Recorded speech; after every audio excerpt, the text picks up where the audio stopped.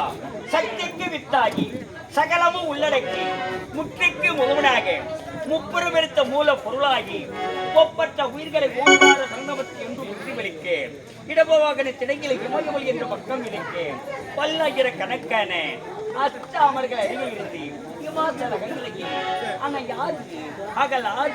ஆதி சிவம் என்றும் பாதி மதியணிந்து பக்கத்தில் இணைந்து அமைத்து அந்த மௌனத்தினோடு புயல் நடிக்கவல்ல அரகரா சிவசிவா சங்கரா சடையலங்காரா கங்காதரா ஈசா பரமேஸ்வரா ஈசா என்று போல் பக்தருக்கு அருட்காட்சி தந்த பரம்பொருளே சிவசிவா நமச்சிவாயா இடைவிடாது உன்னை வணங்கி வழிபாடு செய்யும் இந்த மௌக்கலரை எனக்கு ஆசை கூற வேண்டும் ஆண்டவா, எமக்கு ஆசை கூற வேண்டும். நானும் 46 இசைகளில் ஒருவனாகிய எனது பெயரும் மௌக்கலர் முனிவர். தேவ சபையில் இந்திரனுக்கு எனக்கு போட்டி ஏற்பட்டது. பூலோகத்திலே உத்தமி பெண் இருக்கிறாளா, பத்திரை பெண் இருக்கிறாளா என்பது கேள்வி என்னிடத்தில் எழுப்பினான் தேவேந்திரன். நானும் அப்படிப்பட்ட பெண் கிடையாது என்று சொல்லிவிட்டேன். ஆனால் வதித்த பெருமானம் இருந்து பூலோகத்தில் ஒருவர் இருக்கிறாள், உத்தமி பத்தினி, ஆடவரை எடுத்து பார்க்காத ஒரு பெண் இருக்கிறாள். யார் அவள்?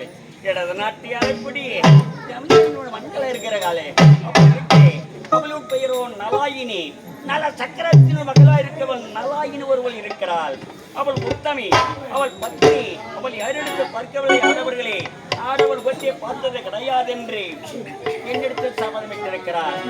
ஆனா அந்த வந்திச்சனா நானா என்பதை அந்த தேவேந்தனுக்கு எடுத்து காட்ட வேண்டும் என்றால் இப்போது செல்லுகிறேன். அந்த நலாயினியை சந்திக்கிறேன், அவள் கற்பை சோதிக்கிறேன். அவளா நானா, அவளா நானா என்பதை எடுத்து காட்டுகிறேன் இந்த உலகத்திற்கு. அப்படி இருக்கே சிவன் அருள் இருந்தால்தான் நமக்கு நல்லதொரு வழி கிடைக்கும். கைவிட மாட்டான் கனகசாமி.